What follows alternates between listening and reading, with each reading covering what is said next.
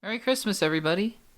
I don't know specifically when this video is going to come out, maybe the day after, a couple days after, but it is around Christmas time, so I hope everyone had a safe, healthy, happy holiday spending time with people that you care about. And what better way to do that than with a movie? On Christmas Day 2020, we got two pretty big profile movies, one from Disney, one from Warner Brothers, Soul and Wonder Woman 1984, that I got to watch on streaming, and I'm here to share my thoughts on both of these movies. So in today's video, let's talk about Soul. Now, this review will not contain spoilers for the film. I went in relatively fresh, and I think that that's the best way to go into a film like this, so I will do my absolute best to not spoil the movie for you guys. If you haven't subscribed or anything, please make sure to do so. Again, Wonder Woman 1984 review coming very soon. And let's get into Soul. So ever since its first film in the mid-90s with Toy Story, Pixar has become one of the biggest studios in animation and also just biggest studios in the world. They are now part of Disney, and they've been making great content for years and years. They went through a spell where they were just making sequels. We saw Cars 3, Toy Story 4, Finding Dory, Monsters University, Incredibles 2, but now they're back to basically just making original content, for better or for worse. Because again, I do enjoy Toy Story 4, but I also enjoyed Onward, a sequel and an original film, so I'm open to whatever Pixar has for us. So this time around, we have Soul, directed by Pete Docter, who, yes, if that name sounds familiar, he directed one of my all-time favorite movies, not just animated movies, Inside Out, as well as Up. So just looking at those two films, if you had to connect those two in some way, what is the key similar factor? Well, it's pretty clear. It's emotion. Pete Docter, better than a lot of directors in Hollywood, better than even a lot of his compatriots over at Pixar, knows how to do emotion. He knows how to wring those tears and those overwhelming feelings, thoughts, and emotions, just bring them out from the depths of your heart. He knows how to grab them. First 10 minutes of Up, and a couple moments in Inside Out. So when it was announced that Pixar was making a film called Soul, which was going to be metaphysical, talking about where did we come from, what is the meaning of life, what are we here to do on this earth, I thought, this is basically Pete Docter saying, how can I take that emotional dial and crank it up to, I don't know, 50, 100? And by the looks of the trailers, the early ones, it looked like this film was going to be Inside Out, except for the soul. So you had Inside Out for the mind, and now you have Soul for the soul. And those were the two distinct impressions and expectations that I had going to this film. One, that it would be very much like Inside Out, and two, that it would be just an emotional roller coaster, and in a good way, in a Pixar way. So let's address those two criteria, because again, like I said at the beginning of this review, I did not go into Soul knowing a whole lot. I saw a couple of the trailers, I saw a clip or two, that's about it. So looking at the first expectation that I had, was this film like Inside Out? Yes and no. If you were expecting a film like Inside Out Light, for example, or just a carbon copy of Inside Out except for some little changes here and there, on one hand you can view this film that way, on another though, it's trying to do an entirely different thing altogether. So what I mean by that is Inside Out really delved into the mind of the human being in a creative way. How do we, perhaps, preferences? Inside Out delved into how that all works. In a similar way, Soul also explores the inner workings of what makes us us. And so it follows a quote-unquote similar structure in that regard. There's a lot of exploration, different explanations as to how things work, creative, and some very interesting. But that's sort of where those similarities end. Because, like I said, Inside Out and Soul are films that are trying to do two completely different things. And I'll get to that in the second point. But I want to make it clear that Soul is not trying to accomplish the same things as Inside Out. I can't get into details because that would spoil the movie, but again, I would not recommend going into Soul with the expectation that this is going to follow the exact same path as Inside Out was. You can see some of the similar tropes, you can tell this is the same director, but that's about it. Now, Soul, for those of you who don't know, is a Pixar film that follows Joe Gardner, voiced by Jamie Foxx, as he receives one of the biggest breaks of his life. He's a jazz musician, and he's ready to embark on the next big chapter in his journey. Unfortunately, well, some things happen, and he goes on a metaphysical adventure with a soul called 22, voiced by Tina Fey, and they go off on their merry way. And while that basic premise doesn't seem like it would be that emotional, again, I went into this film expecting to be basically in tears by the end. And so to address the second expectation that I had before going to this film, is this film as emotional as a lot of other Pixar films? Coco, Inside Out, Toy Story 4, Toy Story 3, Up. Is it like that? The answer is a resounding no. And that is actually a good thing. Now don't get me wrong, Inside Out is my favorite animated Pixar film of all time, and it is one of my favorite films of all time. And part of the reason why is because it is able to draw out the emotion that you really didn't know you had within you. However, it's not just emotion for emotion's sake, it's trying to tell you a message, right? That sadness is okay. This film is not trying to draw out your emotions. I don't think at all. Maybe in a couple scenes it's meant to be emotional, but certainly not onto the same level as those previous films. Instead, this film is actually trying to get you to think. Ironically, the film Inside Out about the brain is trying to get you to feel, while the film Soul is trying to get you to think. And that's what Soul really is.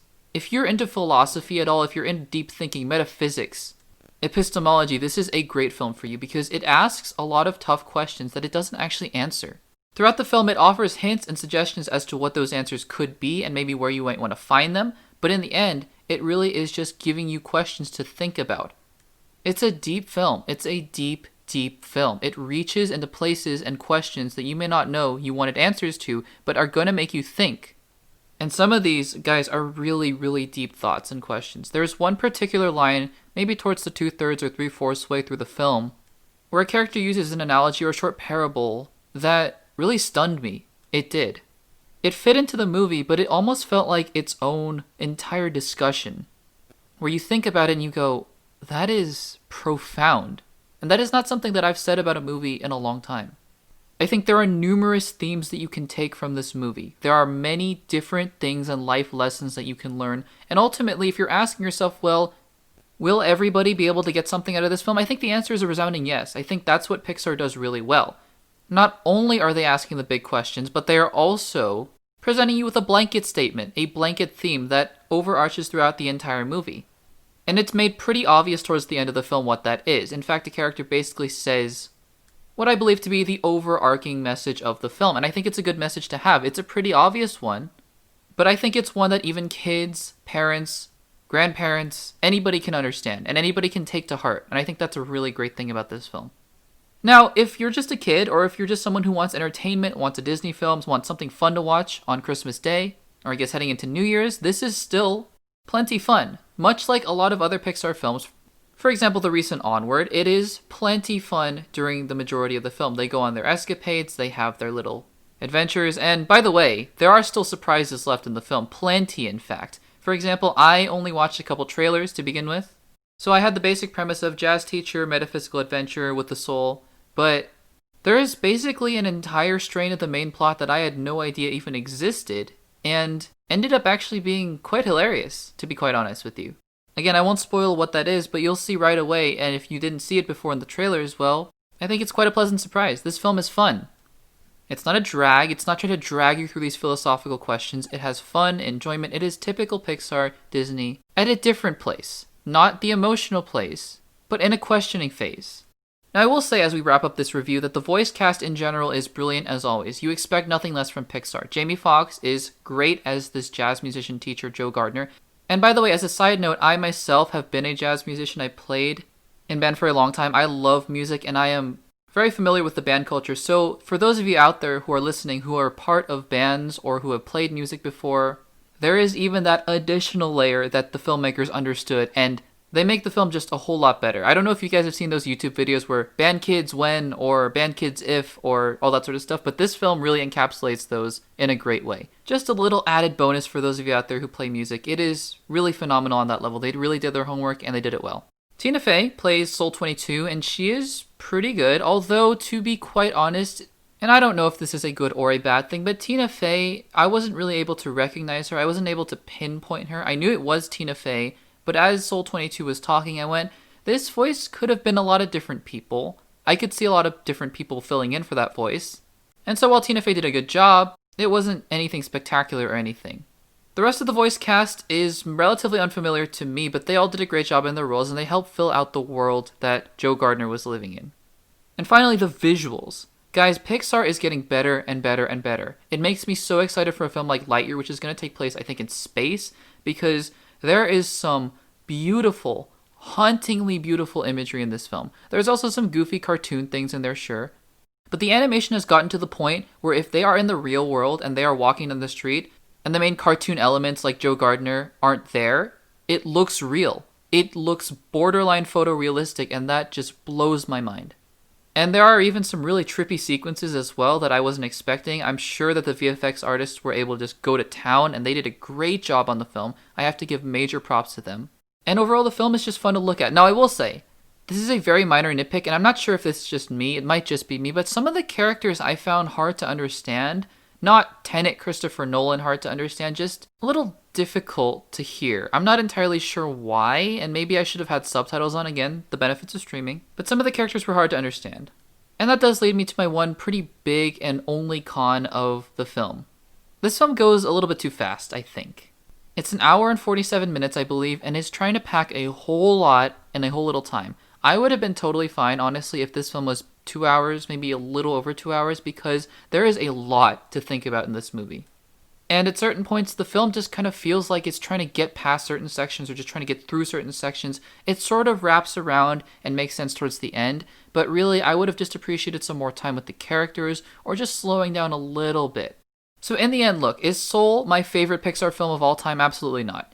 Is it as good as Inside Out? I don't think so, not in my opinion. However, is it top tier Pixar or even close to that, just great Pixar filmmaking? Absolutely. This is a great film. 2020, I think, had two new Pixar films that I think will go unnoticed as time goes on, and Onward and Soul. I don't think people will talk about these as much. Maybe they will. I hope they do. But I think that both of these films are sneakily really good films in completely different ways. Soul is not trying to get you to cry. Soul is trying to get you to think. And that's why it may throw you off a little bit.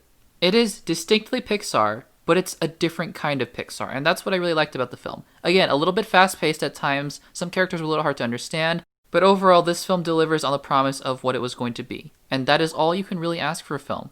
If it's this high quality and this high concept, and asks questions that I'm going to be thinking about throughout the rest of the day and the rest of the week, that's all I can ask from a film.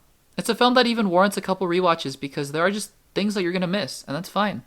Lots of little details in there. Great job, Pixar, as always. I can't wait for the next upcoming projects. So I'm going to give Soul a B+ and an 8.5 out of 10. So have you guys seen Soul? Let me know in the comments down below. Let me know what you guys thought of it. And also, I'm using a little bit of a different mic, so if you guys didn't like the audio, if you guys like the audio more, maybe the same, let me know in the comments. I'd love to hear your thoughts. I'm always trying to improve the channel. And yeah, stay tuned for Wonder Woman 84 review, either the same day or the next day. Very close to the Soul review. Can't wait to talk about that review with you guys as well. If you did enjoy this review, give this video a like, help support the channel, subscribe. Thank you guys so much for all the support. If you want to check out some more videos, check out the videos on the screen right now. And thank you guys so much for watching. Have a Merry Christmas, everybody, or Happy New Year whenever this video comes out. Happy holidays, and I will see you guys in the next one.